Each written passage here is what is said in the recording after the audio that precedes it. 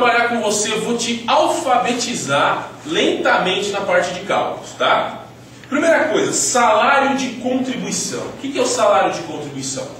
O salário de contribuição, turma, na prática, é a renda mensal do trabalhador, tá? Teoricamente, e também no que tange ao custeio previdenciário, ela é a base de cálculo da contribuição previdenciária. Mas para você, que vai estar olhando a prática, você vai o quê? Você vai entender que é a remuneração mensal do trabalhador.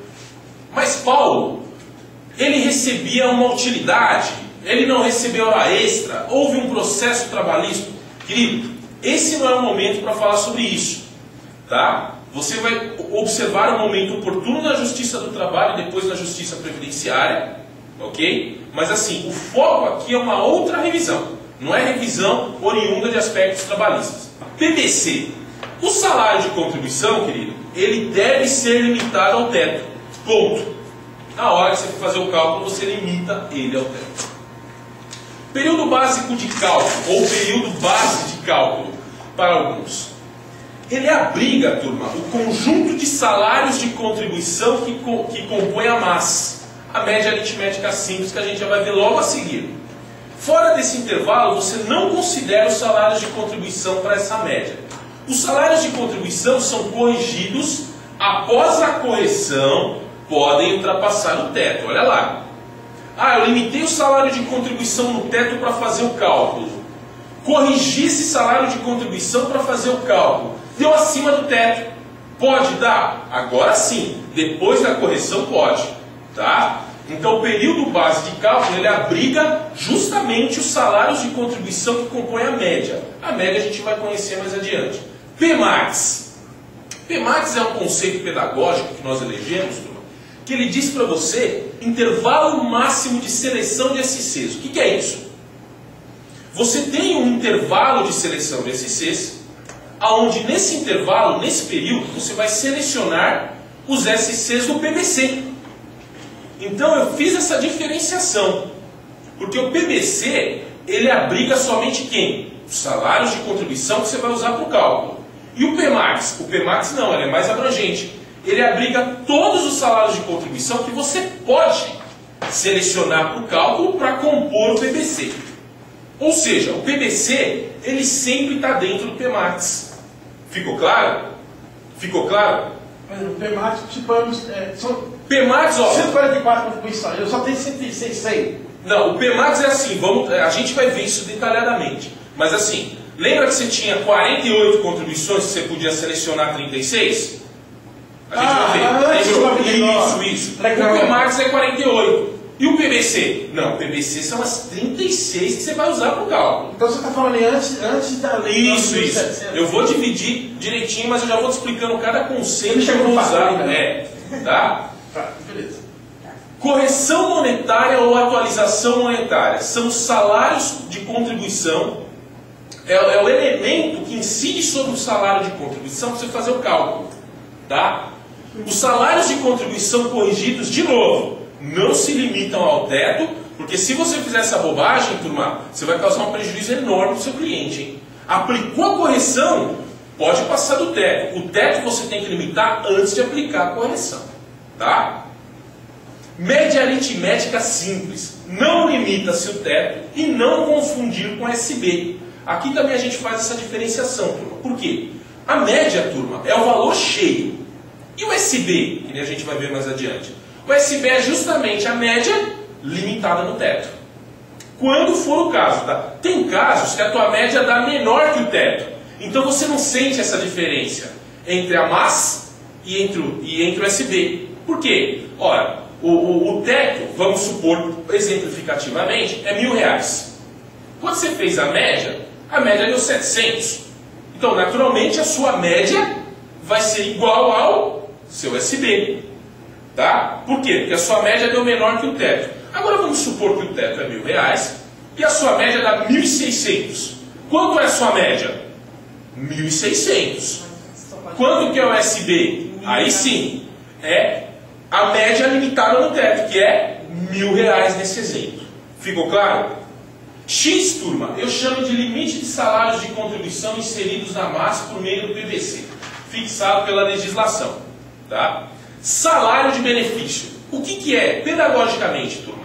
É a MAS limitada no teto. Um exemplo que eu dei são os 1.600, que é a sua MAS, só que você limita ela no teto via o salário de benefício. Tá? Uma observação prática. O coeficiente, o percentual, você aplica em quem? Na MAS ou no salário de benefício limitado ao teto? No salário de benefício. Então, o salário de benefício é justamente isso. A MAS limitada no teto. Eu quero incutir em você o conceito de que o que o seu cliente ganha não é o que foi limitado no teto. Teu cliente ganha mais. Teu cliente ganha 1.600. Todavia, ele não pode receber isso de acordo com o parágrafo 2º do artigo 29. Então, ele vai receber o teto. Mas ele ganha mais. Ele ganha mais. Exatamente. A gente vai ver detalhe por detalhe.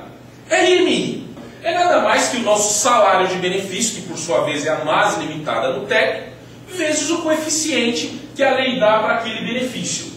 E a RMI, turma, também deve ser limitada no teto. Então veja lá, ó, primeiro, o salário de contribuição para você fazer o cálculo do seu benefício, ele tem que ser limitado no teto. Segundo, o salário de benefício, ele é limitado no teto. Então você tem a MAS limitada no teto que dá o salário de benefício. Terceiro, a RMI também é limitada no teto. E aqui, turma, eu quero que você anote uma coisa que faltou aqui, que é a RMA, Renda Mensal Atual. O que é a renda mensal atual ou a renda mensal reajustada? Turma, é o que seu cliente ganha hoje. Mas por que renda mensal reajustada? Turma, é simples. O ano passado ele não ganhava benefício também? Ganhava. O que ele ganha hoje é o benefício do ano passado aplicado com reajuste, aplicado à atualização. Então o que ele ganha hoje, a renda mensal atual, é a renda mensal reajustada. São sinônimos. Vamos trabalhar, turma, com sinônimos, porque correção monetária, atualização monetária, é tudo a mesma coisa. No decorrer da aula, eu vou jogando todos os sinônimos para vocês se adaptando. DER, data de entrada do requerimento. Isso é tranquilo. E DIB, data de início do benefício. Em regra, a DIB é idêntica à DER, mas pode variar. E DAT é a data do afastamento de trabalho. Então, turma, você tem uma DIB e uma DER. Depois você vai para um PBC, que é o período básico ou básico de cálculo. Esse período básico de cálculo, ele tem um PMAX, tá? Que você então vai buscar dentro do PMAX o PBC. Você vai selecionar dentro do PMAX os cálculos do PBC. Aí você vai aplicar a correção monetária. E aí então você vai ter um salário de contribuição atualizado. Atualizado para que data, turma? A data da DIB, a data da DER. Porque você está fazendo o cálculo ali. Ou a atualização monetária. Tá vendo? Eu já estou variando os conceitos com você. A pergunta é, turma, aqui eu fico limitado ao teto antes da correção monetária? Fico. Quando eu corrijo esse meu salário de contribuição para eu poder fazer o cálculo do benefício, aí eu não fico mais limitado ao teto. Ok? Ok. Então, e aí, então... Por exemplo, primeiro, aqui, salário de contribuição, se o salário, por exemplo, se do primeiro ao quinto salário é 1.600, o teto é 1.000, então...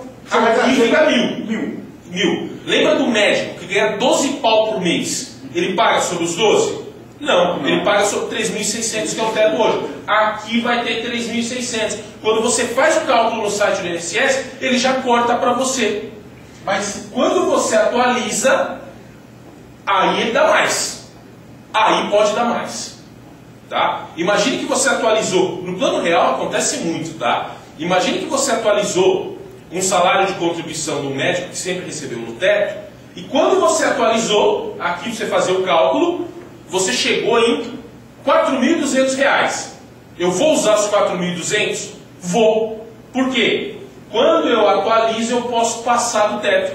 Eu não posso passar aqui, ó, antes de atualizar. Então, ele ganhava 12 mil, eu limitei no teto, que eu ia usar no cálculo, 3.600. Atualizei, deu 4.200. Posso usar o 4.200 depois de atualizado? Posso.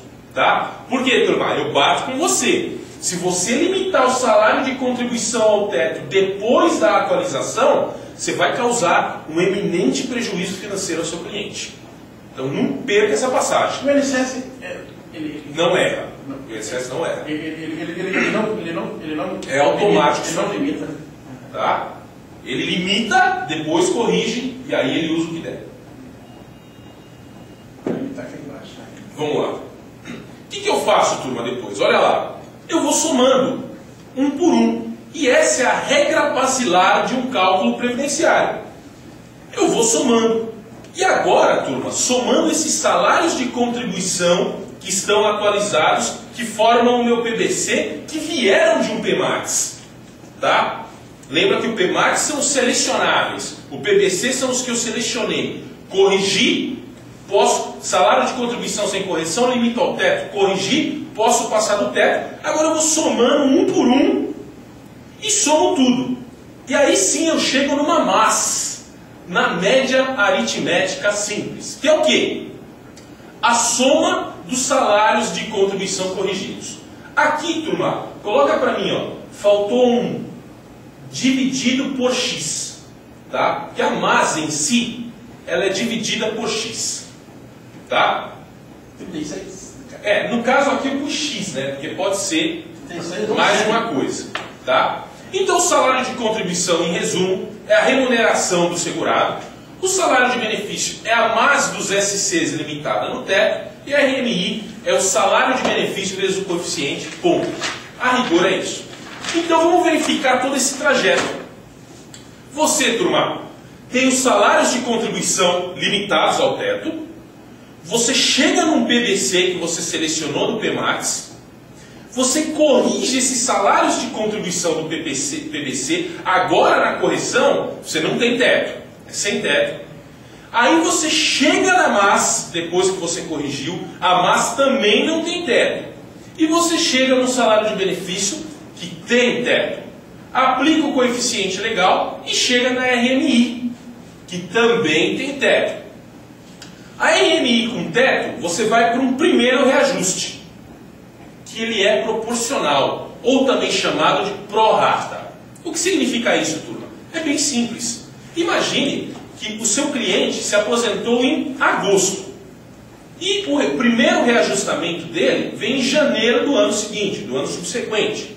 Ora, de agosto até janeiro, a RMI dele permanece no mesmo valor. Em janeiro é o meu primeiro reajustamento, a minha primeira atualização de benefício. Aí eu mudo de RMI para RMA ou de RMI para renda mensal reajustada. Tá?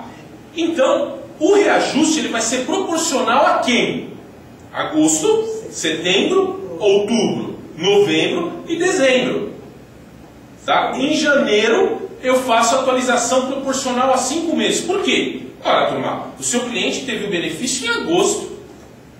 Você não pode dar um reajuste integral referente a janeiro, fevereiro, março, abril, referente ao ano todo. Não pode. Tem que ser proporcional aos meses que ele gozou. Então, o primeiro reajuste é proporcional de agosto a dezembro. Por isso que a gente chama de primeiro reajuste proporcional. Ficou claro? Ok? O INSS usa isso até os dias de hoje? Até os dias de hoje. Isso aqui é a regra padrão. Tá? Que porcentagem? Variou, mas eu vou mostrar para vocês as variações. Tá? Aí você chega numa renda mensal reajustada.